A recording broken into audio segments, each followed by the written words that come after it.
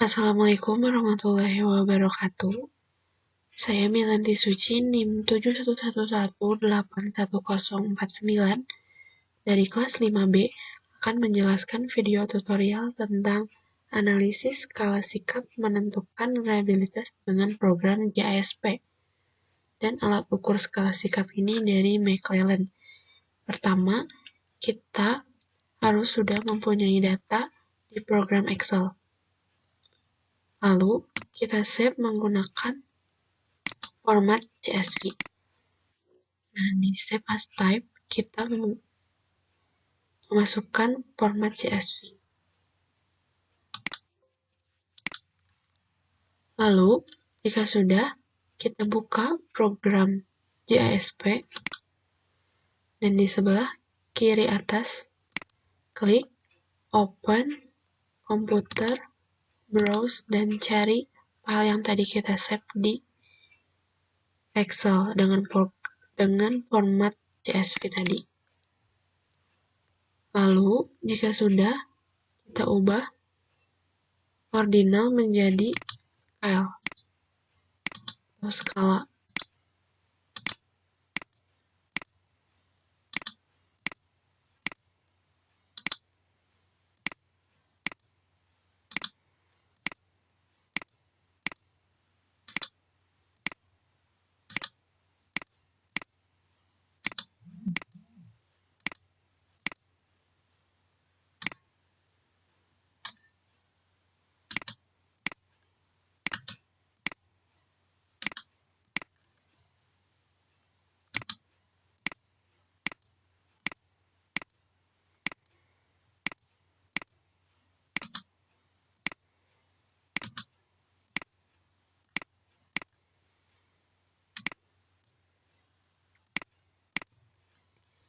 Jika sudah semuanya diubah menjadi scale, karena kita akan menguji reliabilitasnya, maka klik reliability, lalu classical, single test reliability analysis.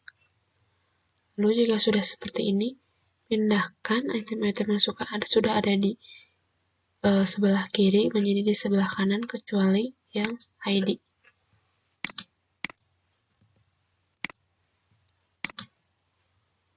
Jika sudah, kita akan menunggu hasilnya.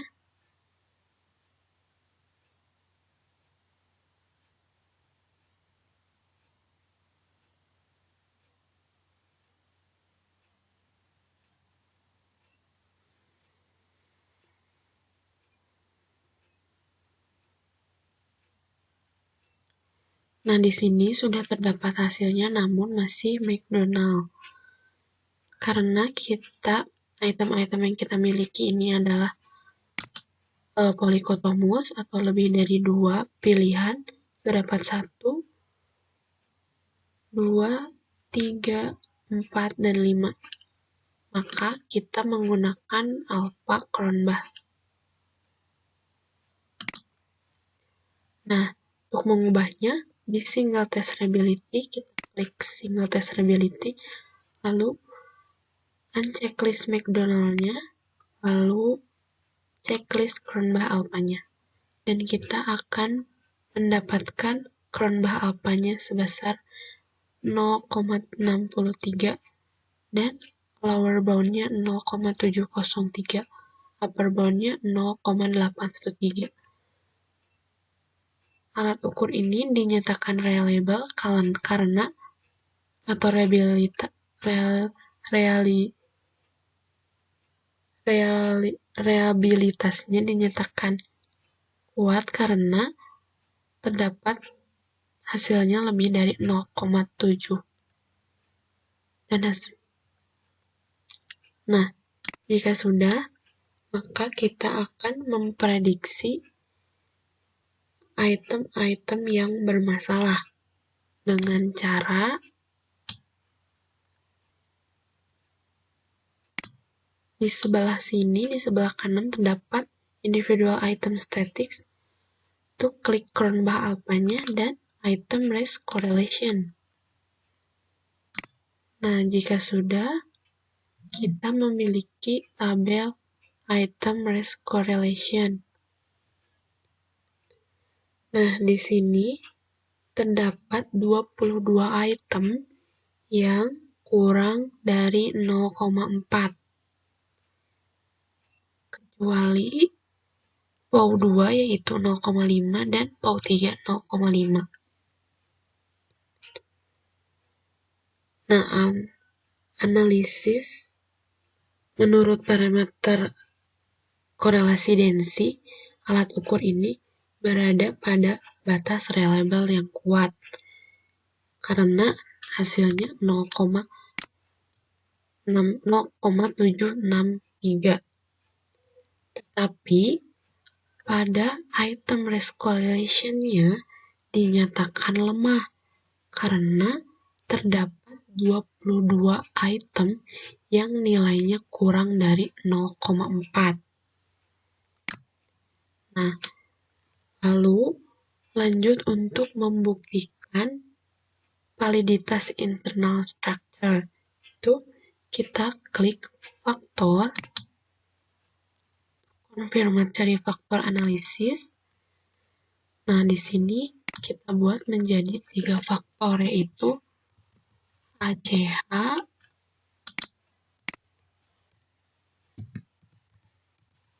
POW atau power, dan AFF atau affiliation. Lalu kita masukkan sesuai dengan dimensinya atau faktornya. Maaf.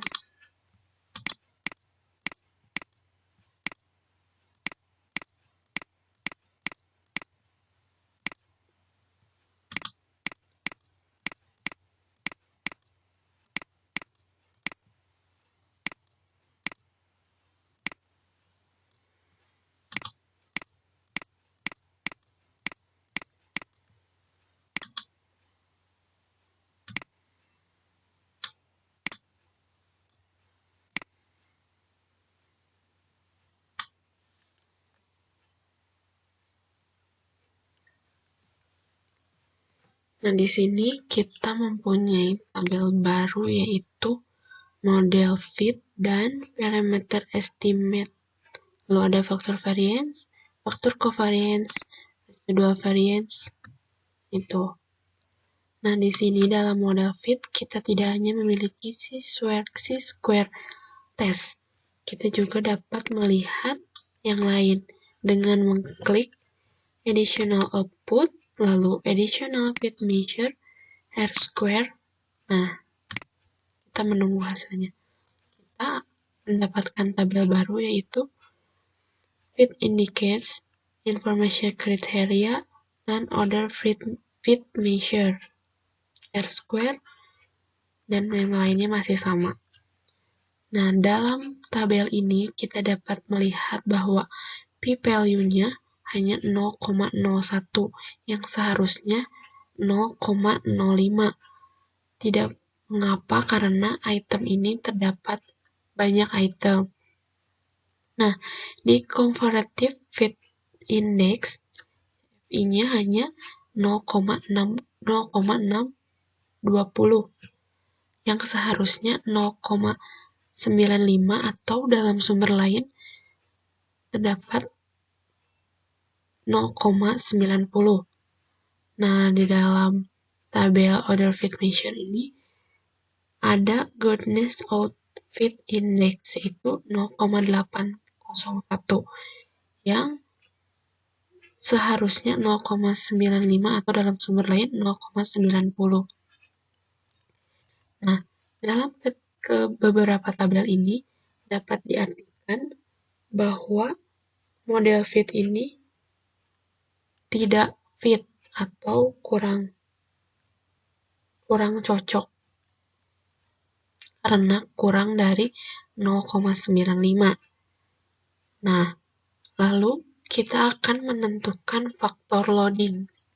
Karena di sini belum ada standarisasi koefisiennya, maka kita akan klik Advance. Standardization-nya pindahin ke all. Kita akan tunggu. Di sini akan muncul standarisasi estimate yang all.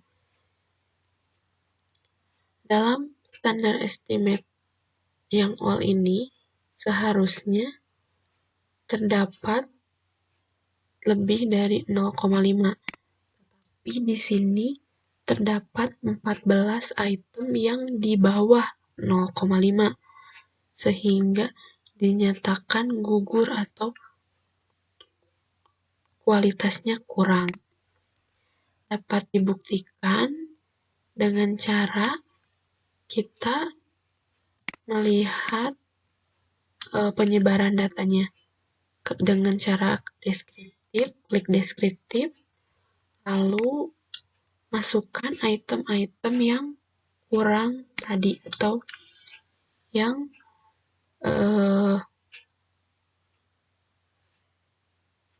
gugur. Yang pertama itu ada ACH1, ACH3, ACH7, POW1, POW5, POW6, POW7, POW8, lalu ada AFF1, AFF3, AFF4, AFF6, 7, dan 8. Nah, di sini item-item yang dinyatakan gugur dipindahkan ke variabel untuk melihat apakah benar terjadi penumpukan data.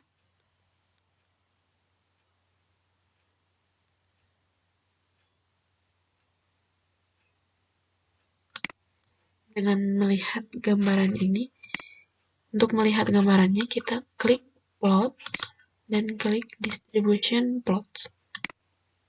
Kita akan menunggu hasilnya.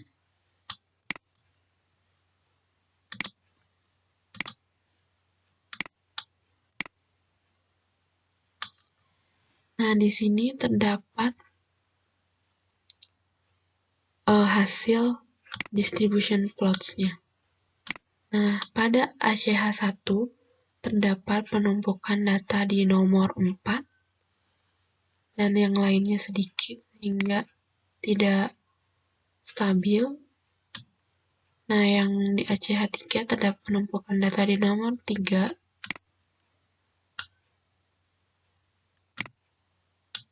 ACH7 di nomor 3, atau ragu-ragu, POW1 di nomor 5,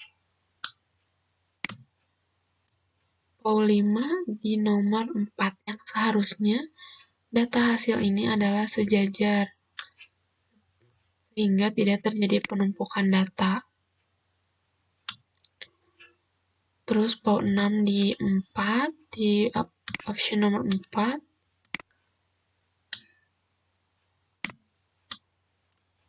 lalu POW7 di nomor 4,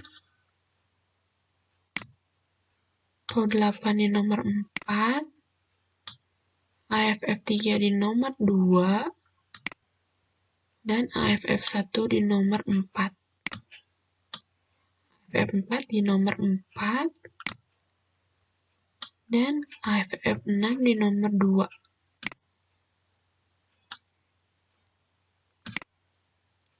AFF7 di nomor 3, hampir dibanding dengan yang 4. AFF8 di nomor 6. Nah, kenapa terjadi penumpukan data seperti ini? Bisa jadi pilihannya pernyataannya terlalu panjang atau kurang dimengerti sehingga terjadi penumpukan data. Solusinya adalah dengan mengganti redaksi kalimat yang dipahami atau dapat dibuang. Nah, kesimpulannya dari analisis ini adalah alat ukur ini dinyatakan lemah Alat ukur ini dinyatakan reliabilitas karena kurang apanya lebih dari 0,7 yaitu 0,63. Namun pada tabel koefisien item race correlation terdapat 22 item di bawah 0,4 dan p-value-nya ini terdapat kurang dari 0,01 yang seharusnya itu 0,5. Tidak mengapa karena ini itemnya memang banyak. Lalu CFI-nya atau Comparative Fit Index-nya 0,620 yang seharusnya 0,95 dan GFI-nya yaitu 0,801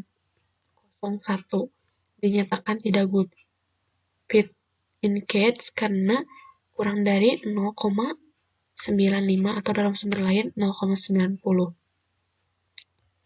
Lalu dalam faktor loadingnya terdapat 14 item yang di bawah 0,5 yaitu item-item yang dinyatakan gugur atau kualitasnya kurang. Baik, hanya itu yang saya akan jelaskan.